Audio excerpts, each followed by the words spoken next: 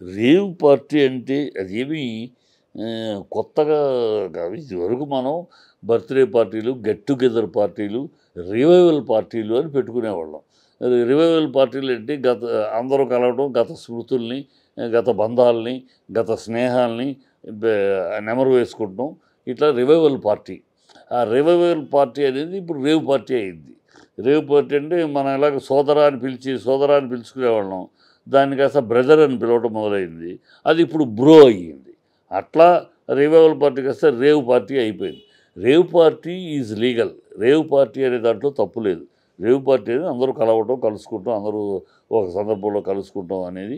అది బర్త్‌డే పార్టీగా సందర్భం అవ్వచ్చు, అది అందరూ పాత స్నేహితులు కలుసుకునే సందర్భం అవ్వచ్చు, అది ఒక 10 విభిన్న వర్గాల నుంచి అందరూ కలిసే గెట్ టుగెదర్ అవ్వచ్చు. సో, అది rave party is not illegal, it is legal. But అక్కడ జరిగే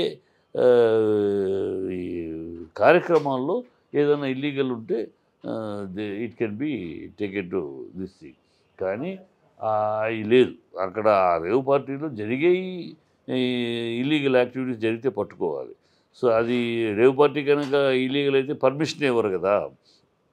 పర్మిషన్ ఇస్తుంది. ఎందుకు ఇస్తున్నారంటే అది లీగలే కదా! కాకపోతే ఆ లీగల్ నుంచి యాక్టివిటీస్ ఎలాంటి ఇల్లీగల్ యాక్టివిటీస్ జరుగుతున్నాయో చూడాలి. అది కారణం. ఇక్కడ ఇవాళ బెంగుళూరులో జరిగిన దీంట్లో జరిగింది ఒకటి, బయటికి లీక్ అవుతుంది ఒకటి. ఈ లీక్ చేసి దాని మీద ఉలవలు పొలవలు చేసి అదిగో పులి అంటే ఇది, అదిగో తోక అంటే ఇదిగో పులి అని మన మీడియా చేస్తున్న హడావిడి తప్పితే ఇంతవరకు ఒక ఆధారాలు లేవు. వాళ్ళు ఏమీ రిలీజ్ చేయాలి. సిపి ప్రెస్ కాన్ఫరెన్స్లో కానీ మాట్లాడితే కానీ ఫలానా అని ఎవరి పేరు రివీల్ చేయకుండా అందరికీ మేము ఆయన ఏమన్నాడు, పొద్దున్న రాత్రి కొంతమంది వెళ్ళిపోయారు, శనివారం రాత్రి, ఆదివారం తెల్లవారుజామున కొంతమంది వెళ్ళిపోయారు. మేము వచ్చేటప్పటికి మీకు 70 నుంచి 80 మంది దాకా ఉన్నారు. మేము అందరినీ టెస్ట్ చేస్తాము.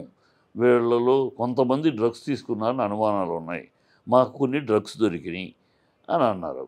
వీటిలోనే మనం ప్రశ్నించాల్సిన కొన్ని విషయాలు వదిలేసి మనం ప్రశ్నించాల్సింది ఏంటి, డ్రగ్స్ దొరికినాయి అన్నారు. ఎవరి దగ్గర దొరికింది, ఎవరు సూట్ కేసులో దొరికింది, ఎవరు రూమ్లో దొరికింది, ఆ వ్యక్తులు ఎవరు, వాళ్ళు దోషులు కదా.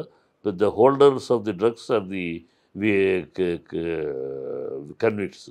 వాళ్ళు ఎవరు చెప్పట్లేదు. డ్రగ్స్ సప్లై చేసిన వాళ్ళు ఆచూకీ ఏమైనా తెలిసిందా, సప్లై చేసినవాడు కదా ఫస్ట్ దోషి, వాడి ఆచూకీ ఏమైనా దొరికిందా చెప్పట్లేదు. ఈ 60-70 మంది ఎవరు ఏంటి ఏం వివరాలు లేవు. ఎవరో ఒక నలుగురిని అరెస్ట్ చేశారు, బెయిల్ మీద వదిలేశారు, ఊరు పేరు లేని వాళ్ళని ఎవరు చేశారు. ఈ 60 మంది ఎవరు, ఈ 70-80 మంది ఎవరు, దాంట్లో మోడల్స్ 4-5 మోడల్స్, ఒక 4 మోడల్స్ ఉన్నారు, వాళ్ళు ఎవరు, వాళ్ళ పేర్లు కానీ బయట చేయలే. వాళ్ళు అన్నీ సీక్రెట్గా పెట్టారు, అన్నీ దాచిపెట్టి వాళ్ళు ఏదో ఇన్వెస్టిగేషన్ చేస్తున్నాం అన్నారు.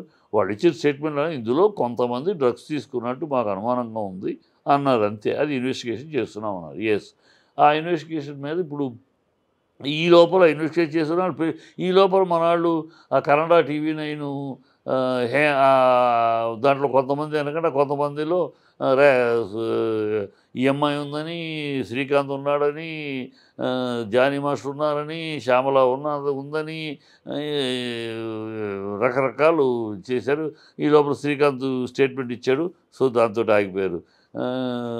ఆయన స్టేట్మెంట్ ఇచ్చాడు, జానీ మాస్టర్, ఆగిపోయారు. శ్యామల స్టేట్మెంట్ ఇచ్చింది, సో వాళ్ళ పేర్లు లాగడం మానేశారు. కానీ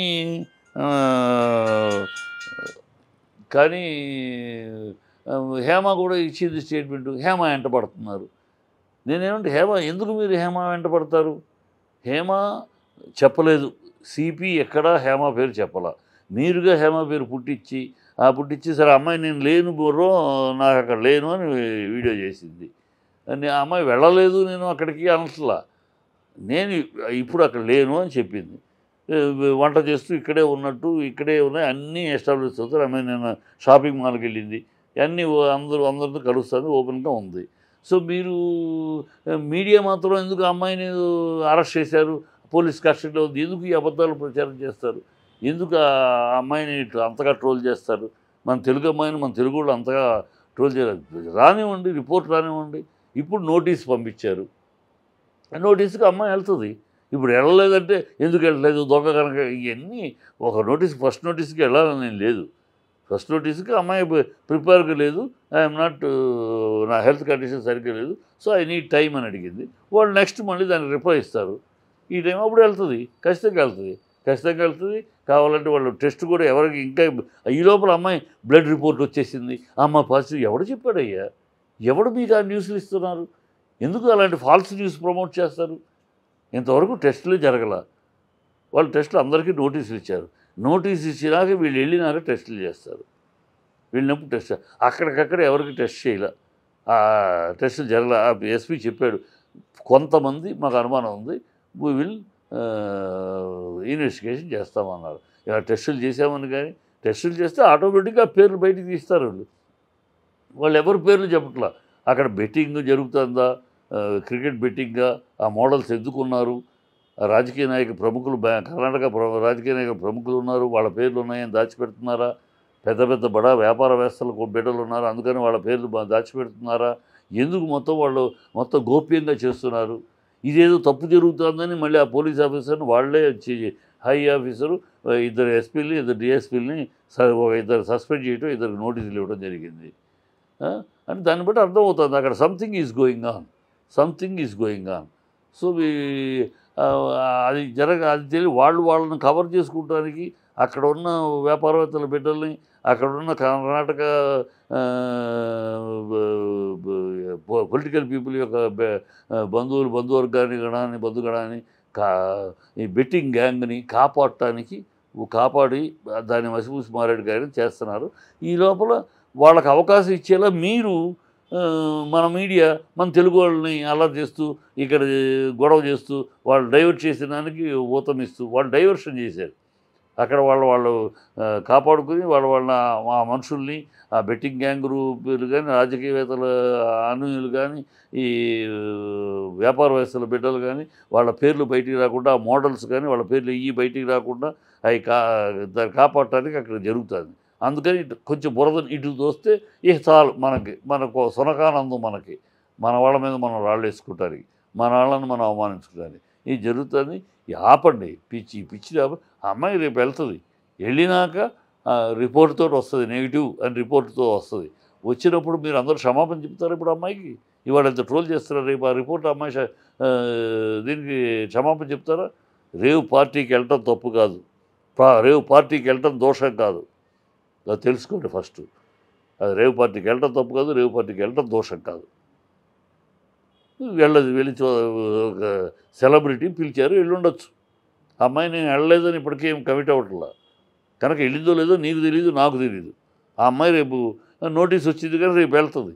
నోటీసు పంపించారంటే వెళ్ళి ఉన్నట్టే అనుకుందాం. ఎందుకంటే ఎంట్రీలో రికార్డ్స్లో ఉంటాయి, ఎంట్రీలో ఎవరి పేరు వాళ్ళ ఆధార్ కార్డు నోట్ చేస్తారు కనుక ఇంత పెద్ద ఈవెంట్లో బహుశా ఎంట్రీలో నోట్ అయ్యి ఉండొచ్చు.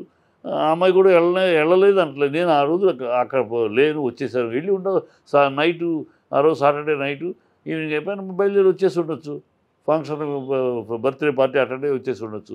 వెళ్ళినంత మాత్రాన దోషి కాదు, వెళ్ళినంత మాత్రాన అక్కడ డ్రగ్స్ తీసుకున్నట్టు కాదు. ఏ విచక్షణ లేకుండా, ఏ విచారణ లేకుండా మీరు అమ్మాయి డ్రగ్స్ తీసుకున్నట్టు, నగ్నంగా నాట్యం ఆడినట్టు ఏం పిచ్చి మాటలు, పిచ్చి వేషాలు దొరికితే చాలా తప్పది. Let us wait. ఆధారాలతోటి ఏమైనా మాట్లాడండి. నేను అనేది ఆధారాలు ఉన్నాక మన పిల్ల బయట పిల్ల అనవసరం. ఆధారాలు ఉన్నప్పుడు తప్పు చేసినప్పుడు ఏ పిల్లలైనా మనం నిందించవచ్చు, దూషించవచ్చు. కానీ అది ఏమీ లేకుండా, ఆధారాలు ఏమీ లేకుండా మీరు ఊహించుకుని మీ ఊహల్ని నిజాలుగా ప్రకటించి తప్పు చేయకండి. అది కరెక్ట్ కాదు. ఇది నేను ఎందుకు నా కుటుంబం, సినిమా అనేది నా కుటుంబం. నా సినిమా వాళ్ళ మీద ఇలాంటి నిరాధారమైన ఆధారాలు లేకుండా ఇలాంటి ఆరోపణలు చేస్తే నేను అంగీకరించలేను. అందుకనే మనకు బుద్ధి కావాలి. ఈ దాస్య బుద్ధి వద్దు. మనం ఎండేసుకుని దానికోసం ఉత్సాహపడి మన మీద రాళ్ళు వేసుకుని ఈ దౌర్భాగ్య లక్షణాలకి దూరం కండి అని నేను కోరుకుంటున్నాను.